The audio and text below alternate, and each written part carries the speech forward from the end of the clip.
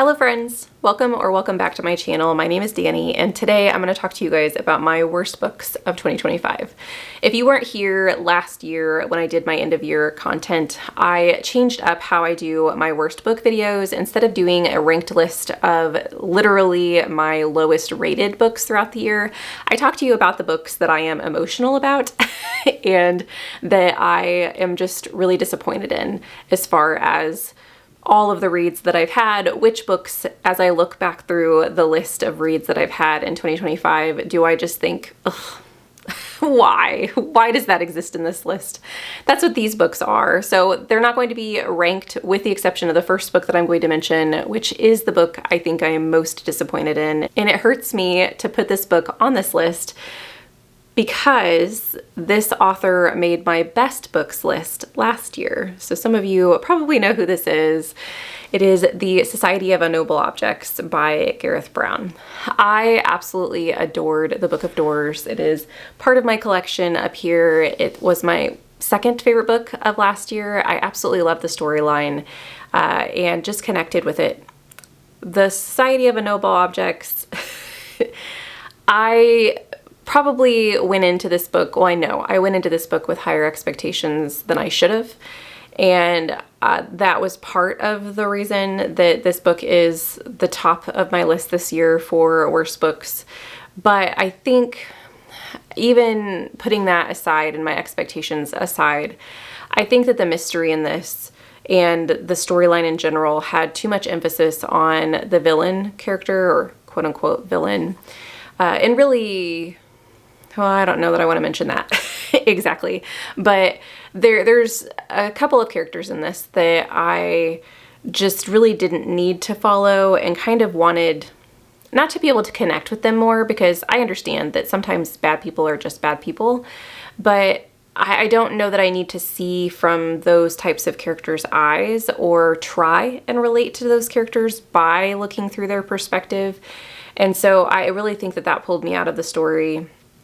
I also think that this book missed some opportunities as far as the unknowable objects. In this, if you haven't heard of it, it is a fantasy mystery that follows some characters who are in a society and they are supposed to be keeping the unknowable objects in the world safe.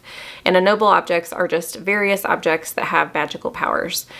And I really think that Gareth Brown could have leaned into this a little bit more and leaned into some of the artifacts that we see. There are some really cool moments. One where we get to see a character learn how to fly. And I think that we could have spent more time with that as opposed to some of the more depressing scenes that we had with the quote unquote villain character. I just really didn't like what this story did.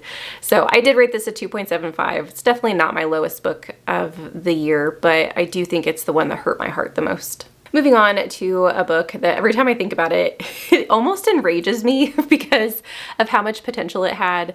And I was really upset at the fact that it was on the Goodreads Choice Awards this year. It didn't win, but I was sad to see it on there because it made me so mad. And that's Aftertaste. This is supposed to be like Ghost Whisperer, but with food instead of, I mean, you are still seeing ghosts, but you see ghosts by one of the main characters can essentially taste what those ghosts' favorite food is. And so you're supposed to be connecting with these characters and these lost souls essentially by their favorite foods in life. And I just thought it was such a lovely sentiment. I loved Ghost Whisperer when that show was out, and I was so excited about this. And the first 10% of this book was bliss.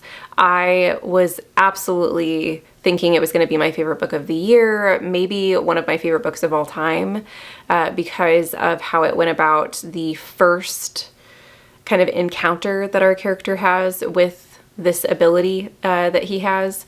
And then the book just goes in a completely different direction, and I was so mad.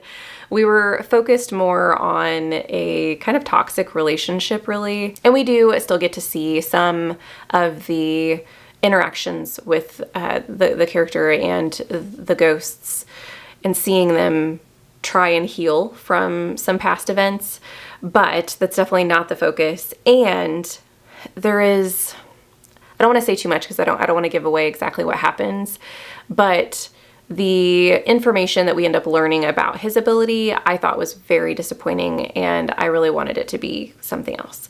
So yeah, this one just kind of makes me mad because it felt like it was going to be such an amazing read, and then obviously it fell flat. So you can't win them all. And speaking of not being able to win them all, I have the DNF that I wanted to mention, which is actually a DNF none of you know about because I didn't know I was going to DNF this whenever I did my last DNFing video for you guys.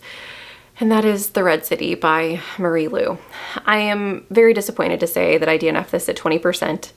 And I am happy, I guess, to tell you guys that the reason I DNF'd this is it felt like very similar vibes to how I was feeling when I was reading Jade City, and Jade City was not for me.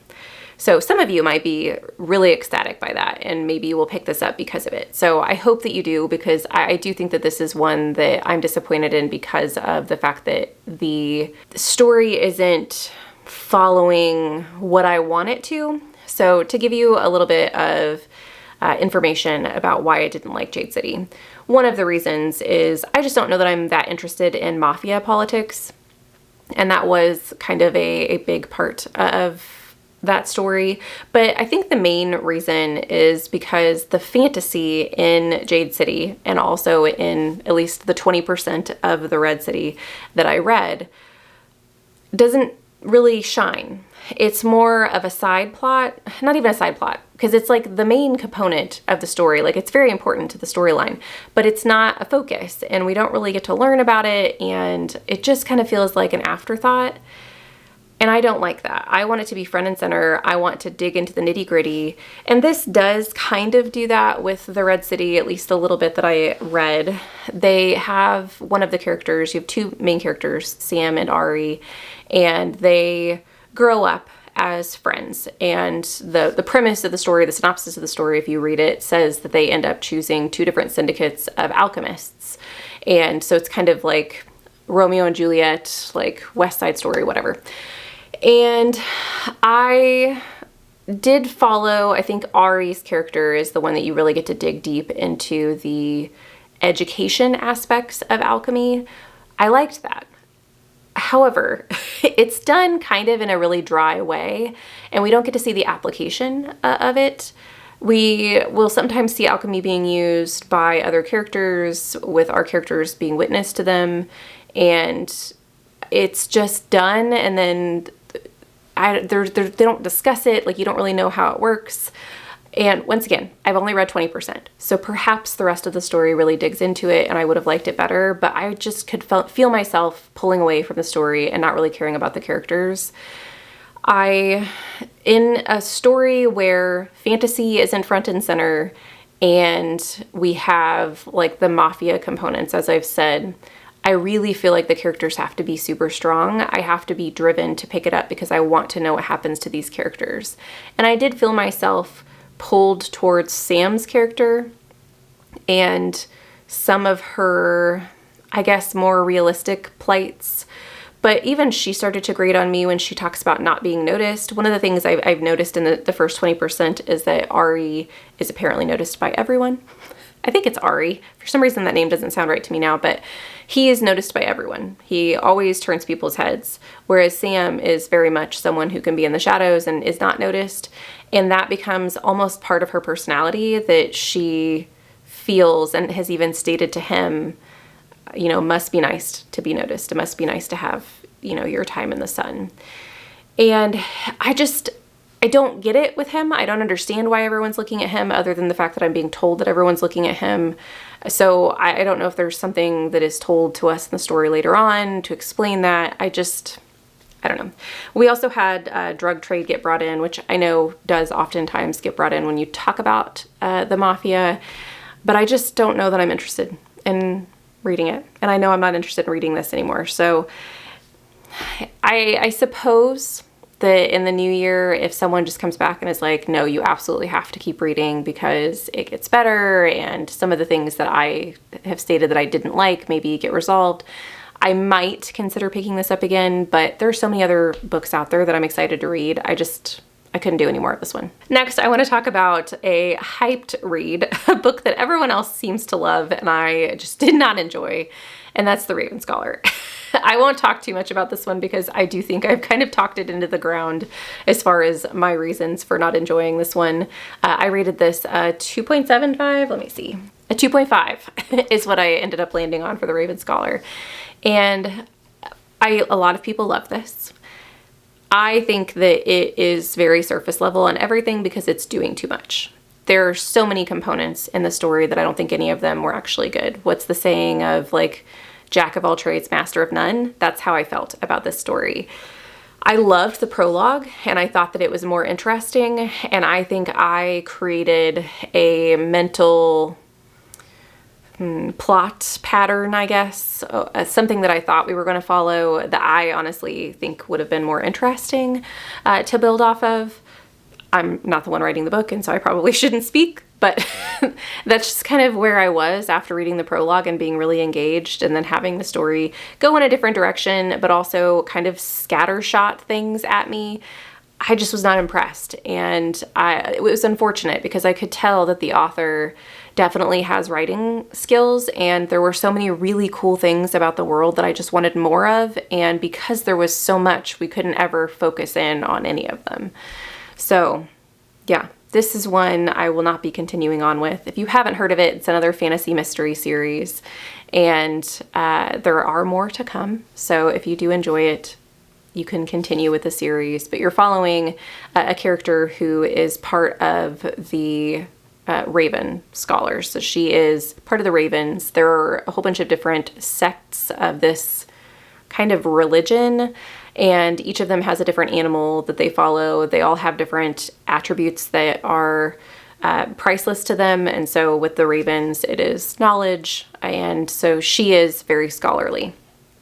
And there's a murder that happens at the very beginning of the story, and she's trying to figure out who murdered this person. You also have some backstory going on with two siblings, and you know what happens to them in their past. Well, you kind of know what happens to them in their past, and that plays a part in the rest of the story as well. So it had a lot going for it. Unfortunately, I just don't think that it delivered on a lot of things. Next, we have a disappointing read in a romantasy. And you might be thinking, Danni, you don't like romantasy, so why are you disappointed in one? And I think it's because, one, this is a podcast book. So some of you guys who have followed along with Not Reading for Content and watched those episodes know which book I'm going to talk about. But also, I think I had high hopes because a lot of the people that I knew had really enjoyed this book, and it was chunky, which I know a lot of romantasy books are chunky, but I feel like I put a lot of eggs in the basket with this one because I have been not trying hard. It's not like every single book I read is a romantasy, but I have been trying to find some facets of romantasy that I will like. And this book is not one of them. And that's The Games Gods Play. I know there is a sequel to this book that came out this year. I don't remember if it's already out or not, but I'm pretty sure it came out in 2025. And I just don't care. This book is a Hades and Persephone's retelling, which is one of the reasons that I picked it up, because I do like Lore Olympus, and so I was excited to see that in another story, in kind of a longer format story.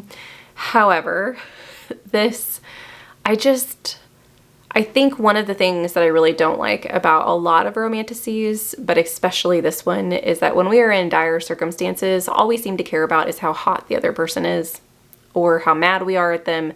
Like it's so focused on the other person that the really dire things that are happening in our lives that actually matter become a side plot, and I just don't like that. I feel like it's not realistic, and not that I need realism in a romantasy, because obviously we're in a fantasy world, so it's not going to be real. I need the relationships to not be priority. You should be prioritizing your life. and the world. And like, I feel like there are other things that I would rather the characters have as their priority other than just this hot person that happened to have walked into their life. I also feel like this book failed in the competition components. I have learned this year that I think competition books are probably just not for me unless someone who has read the book who has similar taste to me. I don't think I'll be picking up any competition books in the future. It rushed a lot of things in the end, a lot of the competition components. And then there is something about a curse. Essentially, at the very, very beginning of the book that you learn the girl that you're following is someone who is not supposed to be able to be loved. She's been cursed in that way. And what you learn about the curse throughout the story, I think, is dumb. Just plain and simple, I was not a fan.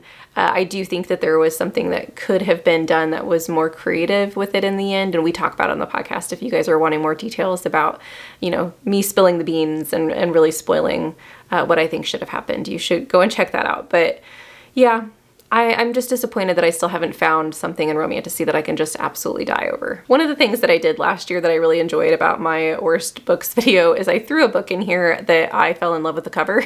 And I thought that maybe that meant that I would love the story as well. And I'm going to do the same thing this year. So one of the books that I was super disappointed in because I really loved the cover and the story definitely did not live up to the vibes, and that is Angie Kills a King. This is one of the most depressing books that I read this year. And the cover is gorgeous. I don't understand why this color scheme especially was chosen for this story because, man, is it bleak. This is definitely grimdark. I didn't know that going in. I probably should have read a little bit more on it, but this was a buddy read. And you're following Angie, if you haven't heard of this story. And Angie is someone who has killed the king and is running for her life. I believed going into this story that we were going to be following her on the run. And that's not really what happens. She gets captured very early on, and you are following her being dragged across the nation to her death by this person, this essentially assassin, who has found her and is taking her back.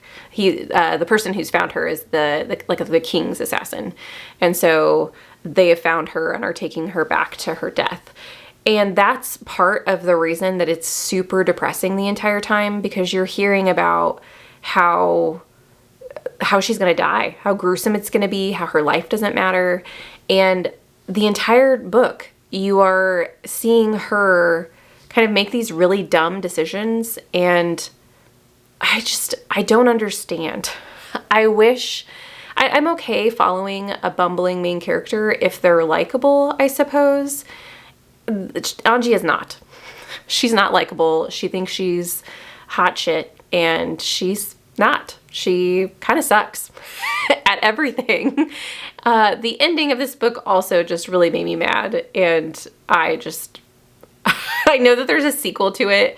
My husband sent me a picture of the sequel, the cover to the sequel, because he thought it was funny. We didn't know it was going to be a series, and wow, I don't have words.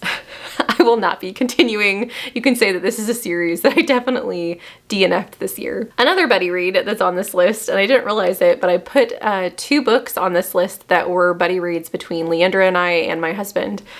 So Angie Kills a King, we all read together, and then we also read The Vacuum of Space together. And I don't think anyone that at least I have talked to on the interwebs has heard of this book. So it's definitely I don't want to call it a hidden gem because it's not a gem, but it's a book. It's a book that I read. I do think this one's probably my lowest rated of the year. It's between this one and Games God's Play. I think I gave Games God's Play 1.75 stars, but after thinking about it, it probably should have been a 1.5. And that's what this one was a 1.5 star. So between those two, those are my lowest rated books of the year. This one, it features a custodial staff worker who is working on a space station, and there is a murder in her space station. And so she has to solve the crime, or is trying to help solve the crime. So I just thought it was going to be kind of a fun, quirky sci-fi mystery, because I do like sci-fi mysteries. This is one of the worst books I've ever read as far as plotting goes, and the type of writing. It was messy, and God, the ending just don't understand some of the choices that were made. I also think that this book was hurt by me reading it via audio, because I do think that the audio quality was not great. The narrator decided to do a lot of accents and things that I don't think were necessary, and definitely pulled me out of the story. I mean, we're in the middle of space and all of a sudden we have like a Texan accent and we have like a Middle Eastern accent. I mean, there's just a whole bunch of, it was, you know, a melting pot, which was also never explained. And I think maybe if that was something that the writing took into consideration to explain, I don't know, perhaps an evolution of the human race, that we had to leave Earth and there were different locations that had accents that then, you know, got kept throughout the time that they spent in space. But none of that was even addressed. And so I think it was just kind of an odd choice on the narrator's part. But really, the writing is just not great. And so I think that that definitely took me out of the story. The mystery was disappointing in the end. So yeah, this book, I had forgotten that I had read it until I was looking at my Goodreads to try and figure out what books I wanted to put on this list. And as soon as I saw it, I almost had like a visceral reaction of, oh yeah, I did read that book this year. I remember vividly reading this at the beginning of the year and riding to work. And every morning I would dread my drive to work because that's when I would listen to this as an audiobook. And it was terrible every time. I remember the conversations my husband and I had about the choices that were being made by the main character and why certain decisions were made. And the ending, once again, was just, it was a time, to say the least. The last book that I will leave you guys with is one that I have on this list because it had so much potential. It's another one that I thought was going to be my favorite book of the year, or one of my favorite books of the year, and it fell flat at the end. So unlike Aftertaste, where I was like, yes, the first 10%, the book is amazing, with Hands of the Emperor, it was like the first 60-70% of the book were absolutely fantastic. It's such a long story too, and I was just diving into the world, having such a great time. And then the ending takes us in a direction that I just really was not happy with, and it ended up lowering my rating to a 3.75, and this was going to be a 5-star book. So that was just really frustrating for me. If you haven't heard of this series, you're following the main character who is a secretary for an emperor, and you spend the majority of the first part of the book, the part that I dearly loved, learning about these two men's relationship and how the secretary, the main character that you're following, has admired this emperor and has so much respect for him, but has also kind of put him on a pedestal and has offered at the very beginning of the story to take the emperor on a vacation because he feels like maybe the emperor needs some time away. And with that, they learn about the nuances of the emperor's life, some things that they've struggled with, and just really get to know each other. And I just thought it was very sweet, very slow paced. And you also have the development of the government and how the emperor came to be where he is in this world. And I loved all of that. But at the end, and I'm not going to tell you exactly what broke me, but there are paths that we took that just really frustrated me in the end and made me a little mad. So unfortunately, this isn't one of my favorite books of the year. It's on my worst list.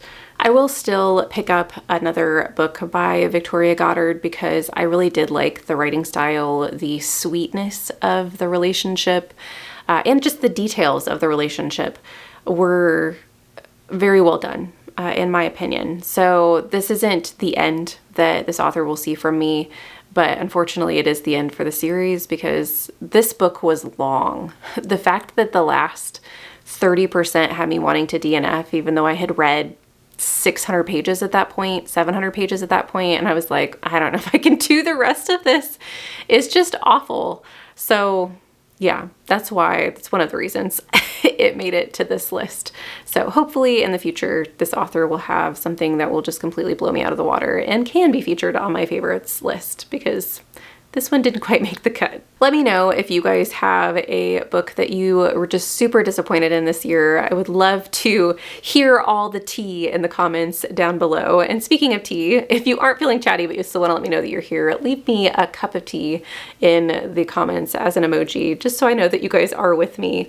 Thank you so much for watching this video. I hope you have a lovely evening, and I hope we all have better reads in the new year to come.